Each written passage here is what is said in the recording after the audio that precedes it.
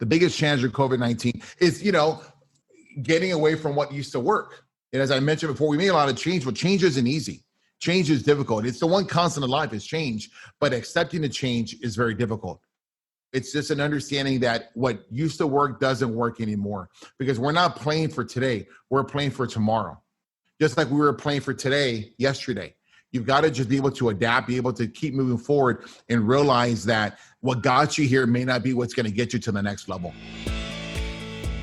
Your network is your net worth. Come listen to some of the most successful people I know share invaluable knowledge, stories, and advice in real estate, business, and beyond. This is Weiss Advice. Whether you want to take your business or personal life to the next level, look no further.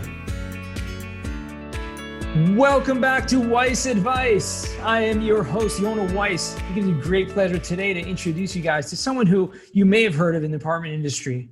In Texas, especially Houston, his hometown, he is a household name. Robert Martinez. Thanks for joining me today.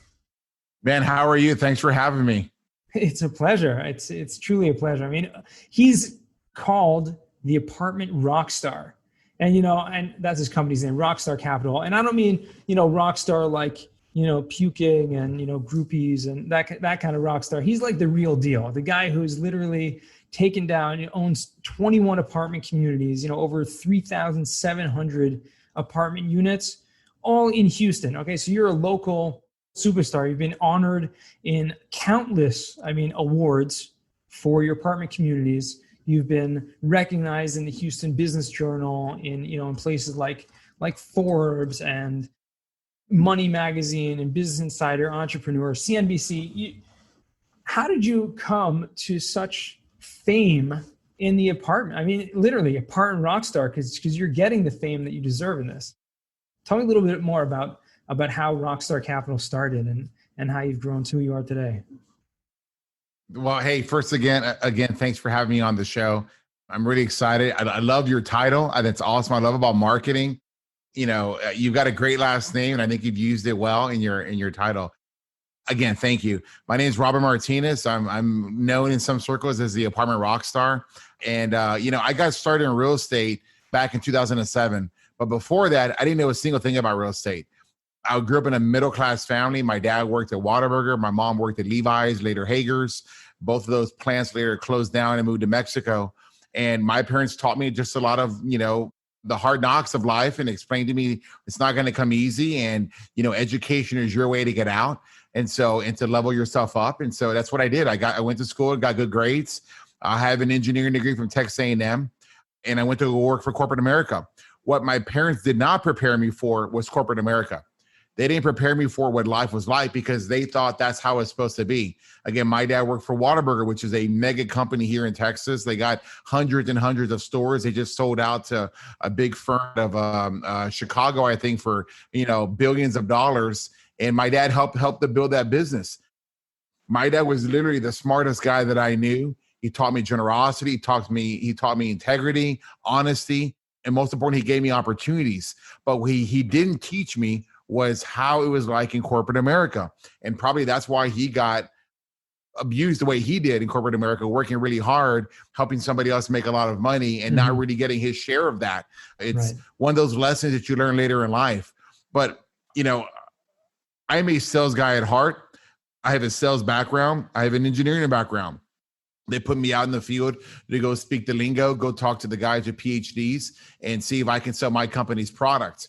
And I was really good at it. But again, corporate America came in. And if you start making too much, corporate America wants to play with your commission plan. They want to monkey with your territory. They want to kind of, help the masses out, spread the wealth a little bit. And that's not how I'm wired. I'm very capitalistic. I think you should get what you put into it. And after that happening 2 or 3 times to me, I realized that wasn't the plan for me. I didn't want to do what my dad did. I didn't want to do what a lot of people everybody around me did. I wanted to find something different. And so I started looking around for different ways to first supplement the income that my employer was siphoning away from me. And I use that word siphoning because that's what he was doing. He was siphoning away my compensation to give it to somebody else. Also, the IRS is siphoning away your income. through. Yeah, but you know what? At least I know that, right? And there's rules way around that. There's no rules around that in corporate America. They can make policy and decision whenever they want. Right. So if you don't understand the rules, you shouldn't play that game. And really, it's fixed, just like it is in Vegas. It's fixed. The house is always going to win. And so I found ways to, different kinds of opportunities to maybe supplement my income. And real estate kind of just fell on me. There was I used to be in the car a lot. I was heading to my different appointments, and in the car I'd be listening to these different broadcasts. And I'm wondering, is this real? Are what they saying true? I'm going to go find out.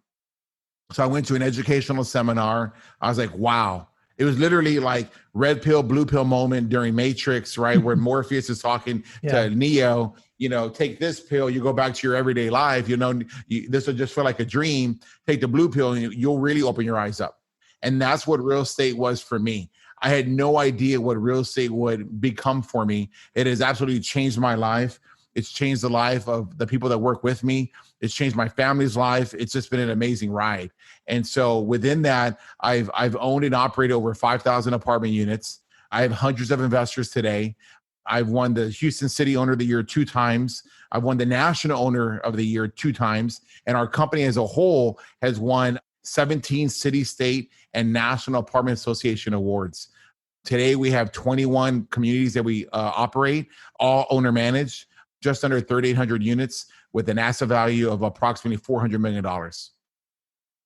So how do you create that kind of community, that environment that you've done to create an award-winning, apartment communities? Well, I try to treat people the way I want to be treated. And I remember in corporate America, it was about the company. It wasn't about the employee. It wasn't about the staff. Mm-hmm. So when I started Rockstar Capital, I wanted to make sure that the employee, that the staff felt part of the business. I wanted to make sure that they didn't just feel like a number. So for many of my early staff, I definitely put a lot of extra time into them. And I say, hey, what's important to you? Is it buying your first car? Is it getting out of debt? Is it getting your house? Is it continuing your education? Okay, what can I do to help? Well, when you're a little bit older in life, you can appear to have all the answers to a younger person. And they look at you as for mentorship. They look at you for advice as that sage, elder or big brother or something. And stuff that's very elementary to me can be game changing to somebody else. Just like apartments became very game changing to me, but for somebody else, it's elementary to them, right? Because they're further down the map. So I thought that I could help my friends, my staff, by imparting on them my knowledge, helping them get further down the path.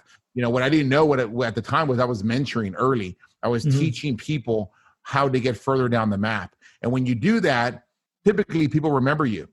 They remember that, wow, he made what was important to me important to him. Maybe I can help him out. And when you realize that the person sitting in the chair is running a multi-million-dollar business, on every decision she or he makes, they'll start making better decisions for you. And I think that's how our company grew.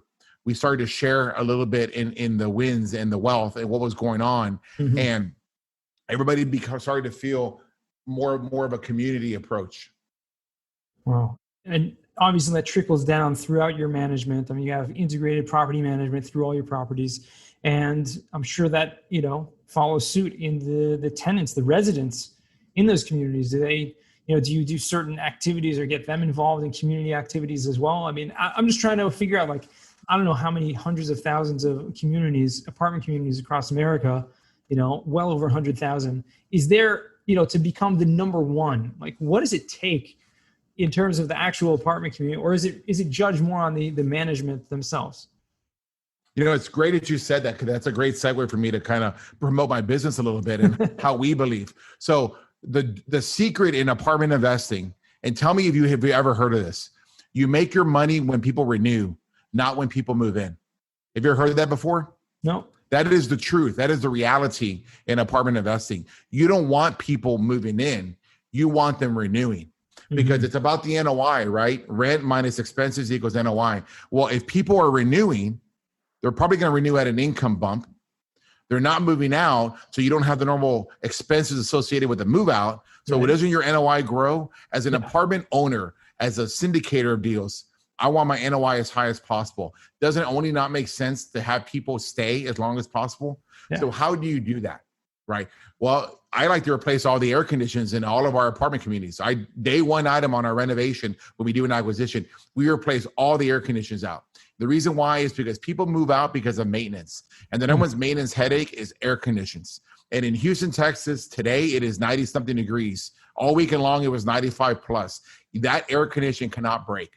It cannot be down. So if you buy a community and you replace all the air conditions, you've now not only got new warranties, but you've reduced and you've eliminated the number one reason why somebody might move out.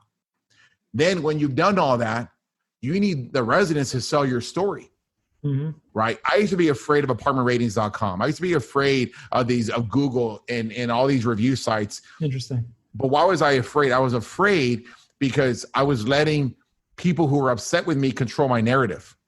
When we woke up and realized we need to control our narrative, we need to control our story, we need to go out there and solicit those reviews from the residents that are happy. It's not about the guy who's getting kicked out because he doesn't want to park in his spot and instead wants to park in a handicap spot or in the fire lane, or the person who can't pay their rent. Where's the story of the guy that just renewed for the third time? Where's the story of that new couple that just got their first apartment together? Aren't they happy when they're renewing? Aren't they happy when they're moving in? Where's their story? And so we decided that we would go and start to promote those stories. And doing that, if you take an active interest in controlling your narrative, you can really raise your review scores. You can raise your moving percentages because people want to be at places like that. When you go to Open Table, you go to these places, right? Travel Advisor, right? You're going to make your decision based on all the reviews. Don't you want to control that narrative? Yeah, for sure. That's huge. I mean, that's incredibly valuable knowledge for anyone, really, in any industry. But obviously, anyone who's in the apartment owning business, that's precisely where people are going to be looking. You know, they're going to Google your apartment. They're going to look and see reviews there.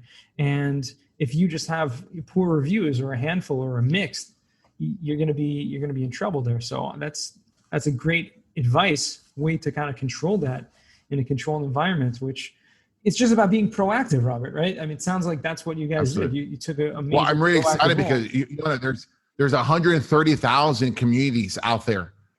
And on J Turner Research, we've got 5 in the top 1%. Per apartmentratings.com, we have 16 of our 21 properties are ranked in the top 250 in the country, including 1, 2, and 3, including 6 in the top 10. Nobody can say that. We've really understood what it takes to get successful operations, and it starts with taking care of your residents and then promoting that story. And it sounds like that itself adds value, because when people are researching your community and they come up as like the top apartment to live in the country, right? That you can obviously, you know, your rental increases can relate to that kind of publicity. If you get the demand, right? Because there's a lot of noise out there, right? People are doing their research online all week long. They don't show up on a Saturday morning and tour 10 apartment deals anymore. They know where they want to go. They look at the reviews. They look at the video. They look at everything about that community, and then they make a determination. And the first one they go to on Saturday is probably the one that they're going to move into.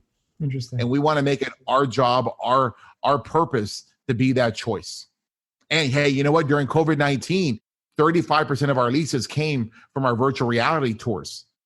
We hadn't spent the money on those 24, 36 months ago, the time, the effort, the commitment of the resources to learn that, we would have suffered. We actually gained market share during COVID-19. Our NOIs actually went up. Wow. When everybody else is hurting, we weren't closed for business. Our doors were open 24/7.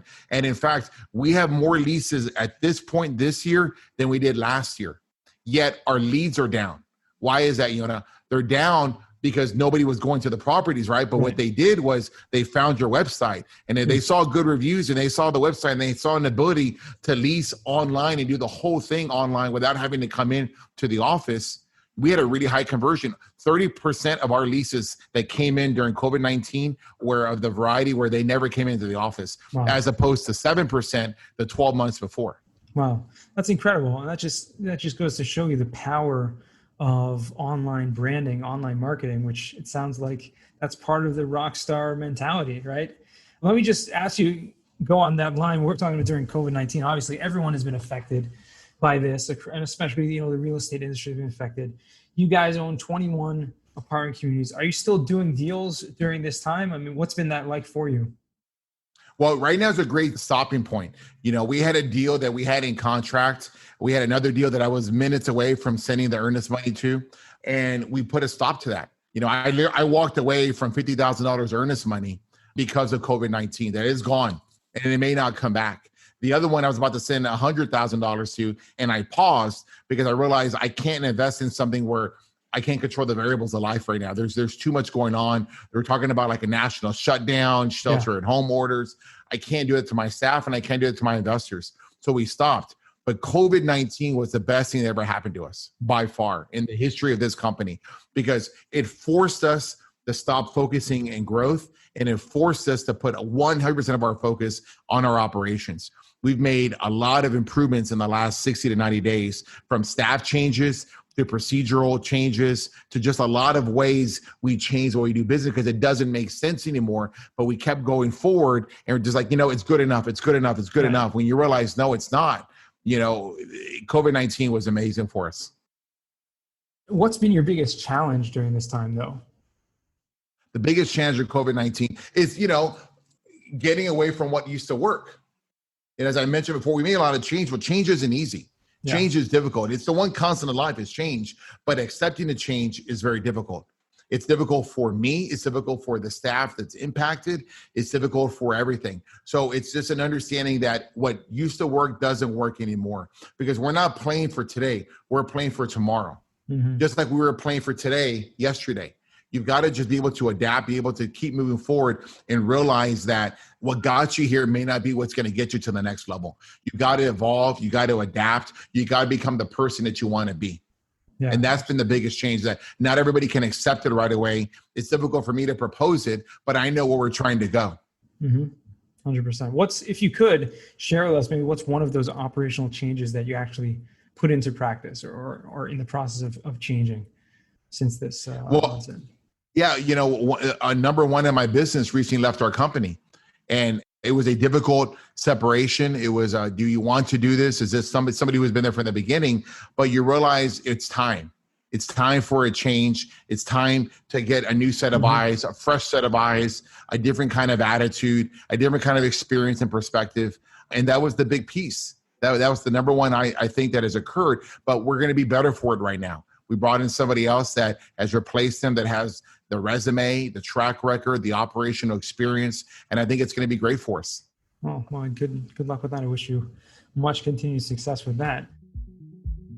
Hey, before we get to the final four, I just want to tell you about Streamlined Podcasts. Okay, I could not have a podcast if I didn't work with Streamlined Podcasts. As simple as that. These guys are my go-to. They do all the editing of these audio pieces that you guys are hearing.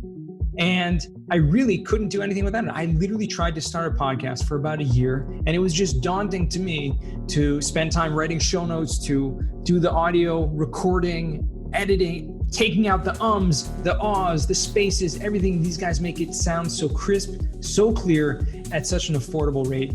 And for my listeners and my listeners only, you're gonna be thrilled. If you're ever thinking of starting a podcast or you have a podcast, check them out at streamlinedpodcasts.com. Set up a time to speak with them and use promo code WEISS, WEISS, and you can get 20% off your first month if you do end up signing up with them. I guarantee you it's going to be worth your while. I'd love to just jump right into the final four over here, Robert. So first question for you is, what's the worst job that you ever had? I was thinking about this question when you posed it to me offline. I don't remember a worse job, because I think you take a little bit of every job that you have. You may like it, you may not like it, especially now as an adult, right? I can tell you, that I hated flipping fries, back in the day when I worked at Whataburger, but I can tell you as an adult today, there was a lot of character that was being built there. And you realize how hard that job is, and coming home, smelling like French fries, being oily, breaking out, just realizing, wow, I'm selling myself for $3.65. That's what it was back in the day. And you realize, wow, I don't want to live like that, but everyday Americans live like that.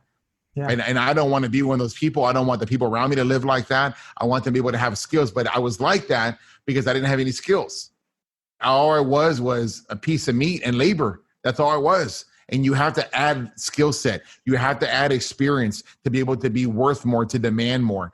That taught me later on in my business life where, I have managers that were in this business at one time making $30-some thousand an hour. Mm-hmm. I have managers that are making quite a bit more, but I'm getting more from them. I'm getting better decisions. And when you think about that manager sitting in the chair is running a multi-million-dollar business, you better pony up. You better not cut corners. You better hire that manager that is demanding that because they believe that's what their time is worth. And if they believe that's what their time is worth, that means they're making better decisions than the guy making $30-some thousand an hour. So you see how the little life things, come into play later on as you become an adult. I was 16, 18 years old. I'm 45 today, but you remember those things that built you. And now you understand, why was I making 365? Well, because that's what I was worth. I had no marketable skills at that point as a 16-year-old. 100%. We have to continue to learn, and segue into the next couple of questions really about that. What's a book you've read that's giving you a paradigm shift? I'm going to go back to the Morpheus example, right, with Neo. The very first time I read Rich Dad, Poor Dad, right, I read that. I was in a car on the way. I think I was driving from College Station where my school was at back home, and I had it on cassette. This is back in 1995, 96, 97 time frame, whenever that book first came out, and I had it, and it made no sense to me. And I literally threw it out the window. I thought, this is the stupidest waste of money that I've ever spent. Whatever, I bought it at Barnes and Noble or somewhere like that. And then later, when I got into real estate in 2007, part of the educational training was reading that book. I'm like, oh gosh, I know this book. All right, I'll read it. And it's amazing to me how it was a eureka moment. It all made sense. And I'm like, geez, it took a little maturity in me. 10 years of corporate America, 10 years of becoming an adult and understanding that you don't like the game. That book changed the game for me. When I learned that book, I better understood what the instructors at the Real Estate Academy were trying to teach me. Mm-hmm.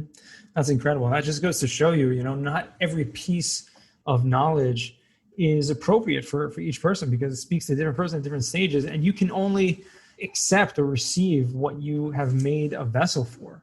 And, as a kid, sometimes you're not even able, without that maturity, without the life experience, you're not even able to integrate, some of the most incredible wisdom that's out there.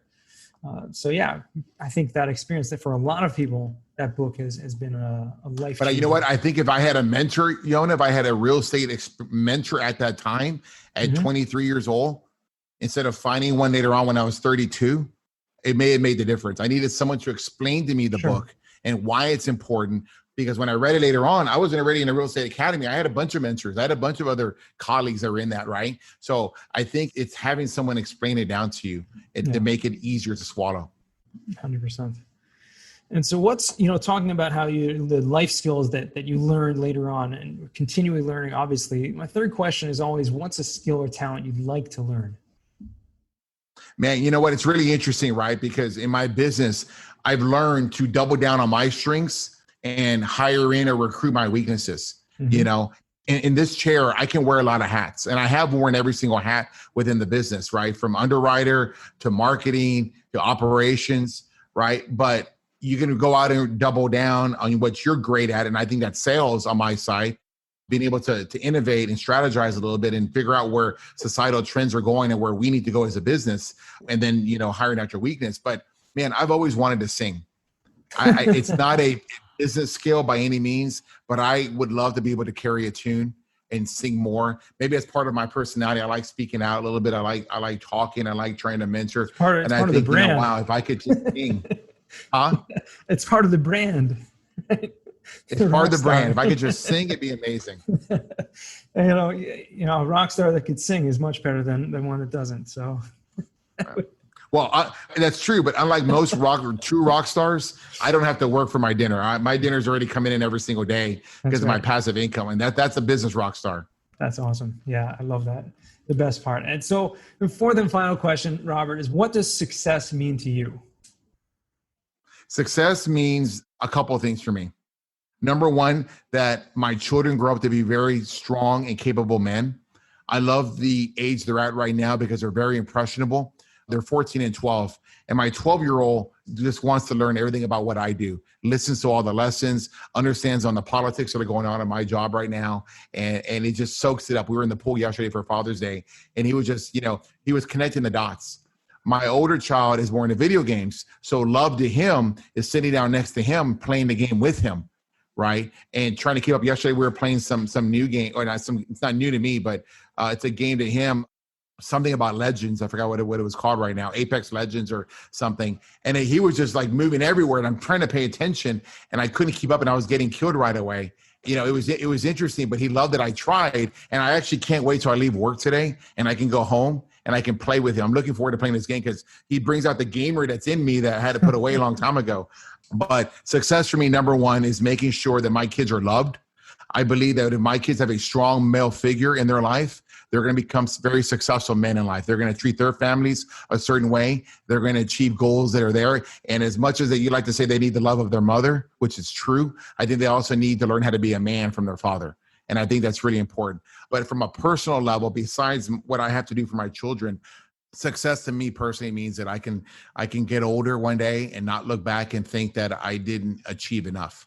I've got a lot of God-given skills. I got a lot of talent, and I owe it to myself, and I owe it to my family. I owe it to those around me to live up to that potential, to make sure that I take advantage of my time on earth, and that I'm able to not only help my family out and achieve potential, but also to help those around me to achieve their potential as well. Because at the end of the day, if you're not trying to help others, then, what are you trying to do? So I think I've got purpose. I think I know what I want to do. And I think it's why I love doing what I do. And I'm excited about coming to work every day. Beautiful. Thank you so much, Robert. Where can our listeners find you if they want to reach out to you? I really appreciate the opportunity. I had a great time today, Yona. It was fantastic. If you like what you've heard and you want to connect with me, please find me on Instagram at Apartment Rockstar, or on LinkedIn under Robert Martinez. I generate a bunch of free content and articles. Our YouTube channel at Apartment Rockstar. Additionally, we've now come up with some coaching courses. So if you're interested in learning more about multifamily and want to learn from the only 2-time National Owner of the Year, you can go to the apartmentrockstar.com, sign up for our coaching, and you'll be able to get some great courses. That's awesome. Sounds amazing. This has been really informative. I mean, I've learned a tremendous amount, both about you, your company, and some of the incredible insight that's gotten you to where you are today. I appreciate you joining me, and thank you. I just want to thank you and wish you a lot of success going forward. Thanks so much for being on the show. Good luck with the podcast. Oh, man, thank you. And to all our listeners, thank you for joining us once again. And remember, the best advice comes only when you ask. Real quick, I have one question for you. Did you like this episode?